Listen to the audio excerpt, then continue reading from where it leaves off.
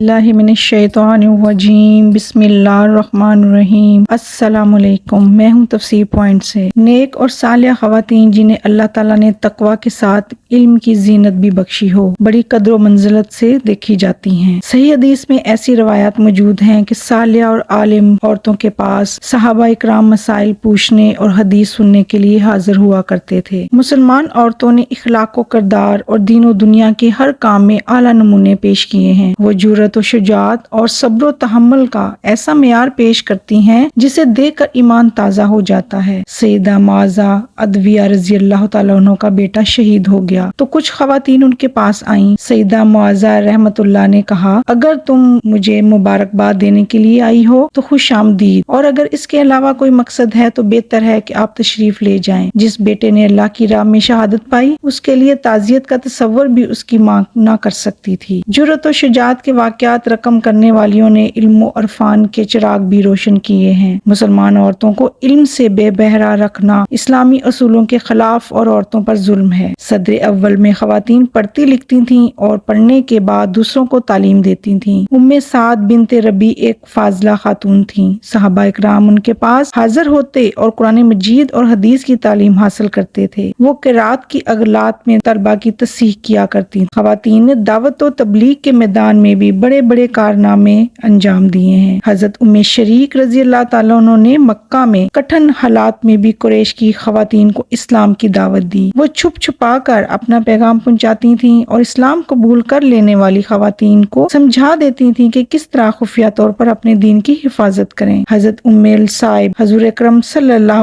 علیہ وسلم کے دور میں عطر فروخت کیا کرتی تھیں۔ حضور اکرم صلی اللہ علیہ وسلم نے انہیں اس سے منع نہ فرمایا۔ سیدہ کعبیہ بنت سعد کا ایک مستقل خیمہ مسجد نبوی میں لگا رہتا تھا۔ وہ ان کا کلینک تھا جس میں مریضوں اور زخمیوں کا علاج کیا کرتی تھیں۔ خیبر کے جنگ میں بھی وہ اپنے سامان، علاج اور دوائیوں کے ساتھ شامل ہوئی تھیں۔ ان خواتین نے زندگی میں بھرپور حصہ لیا مگر شرم و حیا کو ہمیشہ ملحوظ خاطر رکھا۔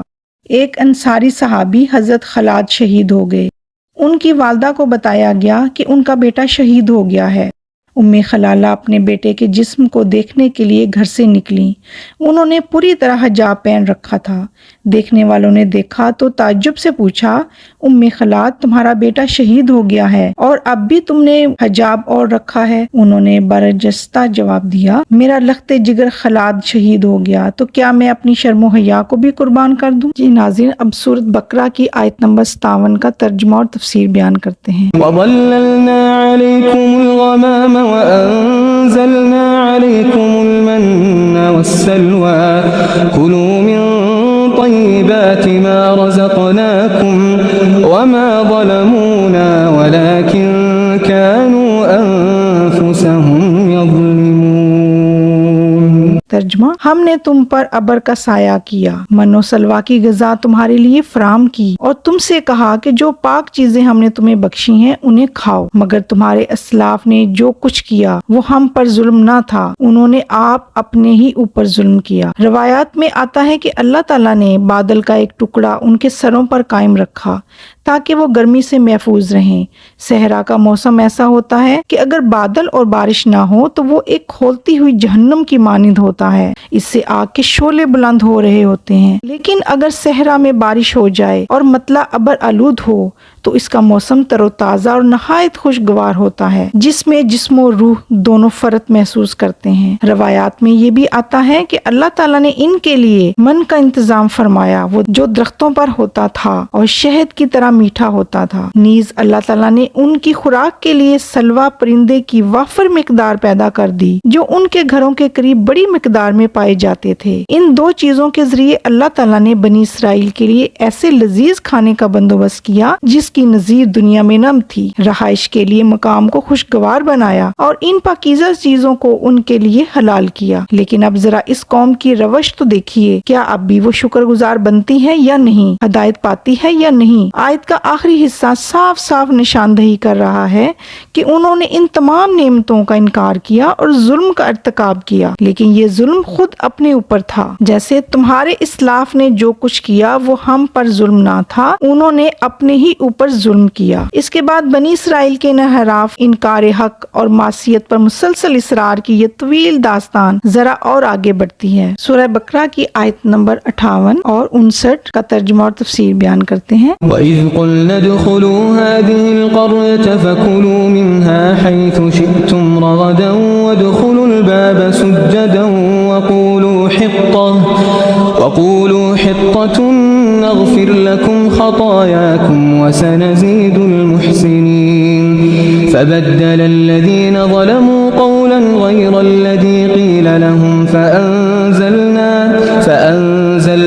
عَلَى الَّذِينَ ظَلَمُوا رِجْزًا مِّنَ السَّمَاءِ بِمَا كَانُوا يَفْسُقُونَ۔ اور پھر یاد کرو جب ہم نے کہا تھا کہ یہ بستی جو تمہارے سامنے ہے اس میں داخل ہو جاؤ، اس کی پیداوار جس طرح چاہو مزے سے کھاؤ، مگر بستی کے دروازے میں سجدہ ریز ہوتے داخل ہوتے اور کہتے جانا، خطات ہم تمہاری خطاؤں سے درگزر کریں گے اور نیکوکاروں کو مزید فضل و کریم سے نوازیں گے۔ مگر جو بات کہی گئی تھی ظالموں نے اسے بدل کر کچھ کر دیا، آخر کار ہم نے ظلم کرنے والوں پر آسمان سے عذاب نازل کیا، یہ سزا تھی ان نافرمانیوں کی جو وہ کر رہے تھے۔ بعض روایات میں اس کی تصریح آتی ہے کہ اس گاؤں سے مراد بیت المقدس ہے۔ مصر سے خروج کے بعد اللہ تعالیٰ نے بنی اسرائیل کو حکم دیا تھا کہ وہ اس شہر میں داخل ہو جائیں۔ اس وقت اس میں عمالقہ آباد تھے۔ بنی اسرائیل کو حکم تھا کہ وہ ان لوگوں کو نکال دیں، لیکن بنی اسرائیل نے اس سے انکار کر دیا تھا اور کہا تھا کہ اے موسیٰ، اس شہر میں تو ایک جبار قوم آباد ہے، ہم تو اس میں اس وقت تک داخل نہیں ہو سکتے جب تک وہ وہاں سے نکل نہیں جاتے، اگر وہ نکل جاتے ہیں تو ہم داخل ہو جائیں گے۔ نیز اس شہر کے بارے میں انہوں نے اپنے پیغمبر حضرت موسیٰ علیہ السلام سے کہا تھا، اے موسیٰ، ہم ہرگز اس میں داخل نہ ہوں گے، آپ اور آپ کا رب لڑیں ان سے، ہم تو یہیں بیٹھے ہیں۔ چنانچہ اللہ تعالیٰ نے انہیں اس کی یہ سزا دی کہ وہ 40 سال تک بھٹکتے پھرے، ان کی موجودہ نسل سب مر گئی، ایک جدید نسل تیار ہو گئی اور اس نے حضرت یوشع بن نون کی قیادت میں اس شہر کو فتح کیا۔ یہ لوگ شہر میں داخل ہوئے، لیکن اس طویل سزا کے بعد بھی جیسا کہ اللہ نے انہیں حکم دیا تھا کہ خشوع و خضوع کے ساتھ اور تواضع سے جھک کر شہر میں داخل ہوں اور خطات پکاریں۔ خطات سے مراد یہ ہے کہ وہ عاجزی انکساری کے ساتھ اپنی غلطیوں، اپنی کوتاہیوں، اپنے گناہوں کی معافی مانگتے ہوئے وہ اس شہر میں گھس جائیں۔ انہوں نے ایسا نہ کیا۔ شہر میں داخلے کی جو صورت اللہ تعالیٰ نے تجویز کی تھی اس کے مطابق داخل نہ ہوئے، نیز وہ لفظ بھی ادا نہ کیے جن کا اللہ تعالیٰ نے حکم دیا تھا۔ یہاں اللہ تعالیٰ نے ان کی اس تاریخی نافرمانی کو نقل کر کے ان کے سامنے رکھتے ہیں۔ نیز تاریخی لحاظ سے یہ واقعہ پیش بھی موضوع زیر بحث رہا، خروج بنی اسرائیل کے بعد آیا تھا، اس لیے یہاں اس کا بھی ذکر ہوا۔ قرآن کریم کا یہ انداز بتا رہا ہے کہ وہ بنی اسرائیل کی پوری تاریخ کو ایک عقائی تصور کرتا ہے جس کا آغاز، وسط اور انتہا بالکل یکساں ہے، کیونکہ یہ لوگ ہمیشہ اپنی پوری تاریخ میں مخالف حق، سرکش، نافرمان اور راہ راست سے بھٹکے ہوئے نظر آتے ہیں۔ تاریخی طور پر یہ واقعہ جو بھی ہے اس کا کوئی یقینی علم ہمیں نہیں ہے، البتہ قرآن کریم ان کے سامنے جو واقعہ پیش کر رہا ہے اس کا انہیں علم ہے۔ وہ اس بات کو جانتے ہیں کہ جس کی طرف یہاں اشارہ کیا گیا ہے اللہ تعالیٰ نے ان کی مدد کی تھی اور اس خاص شہر میں داخل ہوئے تھے۔ نیز یہ کہ اللہ تعالیٰ کا حکم یہ تھا کہ وہ خشوع و خضوع کی حالت میں اس شہر میں داخل ہوں، اللہ سے دعا کریں کہ وہ ان کی غلطیوں کو معاف کریں۔ نیز اللہ تعالیٰ نے ان سے وعدہ کیا تھا کہ وہ ان کی غلطیوں کو معاف کر دیں گے اور نیک کرنے والوں پر اپنے مزید فضل و کرم کریں گے، لیکن ان لوگوں نے اپنی عادت کے مطابق اس حکم کی بھی خلاف ورزی کی، مگر جو بات کہی گئی تھی ظالموں نے اسے بدل کر کچھ اور کر دیا۔ یہاں اللہ تعالیٰ بالخصوص ان لوگوں کا ذکر جنہوں نے اللہ تعالیٰ کے اس حکم نصیحت کو بدل دیا تھا، تو اس لیے کہ بنی اسرائیل میں ایک خاص گروہ نے یہ کام کیا تھا، یا اس لیے کہ یہ ثابت کر دیا جائے کہ بنی اسرائیل سب کے سب ظالم ہیں اور ان سب نے اس کریمہ فعل کا ارتکاب کیا۔ آخر کار ہم نے ظلم کرنے والوں پر آسمان سے عذاب نازل کیا۔ یہ سزا تھی ان نافرمانیوں کی جو وہ کر رہے تھے۔ اللہ تعالیٰ نے جس طرح صحرا کی تپش میں بنی اسرائیل کے لیے سائے کا انتظام کیا اور بے آب و گیا چٹل میدان میں ان کے طعام کا بندوبست کیا، اسی طرح ان کے پینے کے لیے پانی کا بھی خاص بندوبست کیا۔ یہ بندوبست بھی حضرت موسیٰ علیہ السلام کے تمام دوسرے معجزات کی طرح معجزانہ انداز میں کیا۔ اس واقعے کو بھی قرآن کریم یہاں بطور احسان بیان کرتے ہیں۔ اس کے بعد بتاتا ہے کہ اس احسان اور انعام کا جو اب ان لوگوں نے کس شکل میں دیا۔ جی ناظرین، یہاں پہ تفسیر مکمل ہوئی۔ اس کے ساتھ ہی اللہ تعالیٰ سے دعا ہے کہ اللہ تعالیٰ ہمیں قرآن پاک کو پڑھنے، سمجھنے اور اس پر عمل کرنے کی توفیق عطا فرمائے۔ آمین ثم آمین۔ اجازت دیجیے، اللہ حافظ۔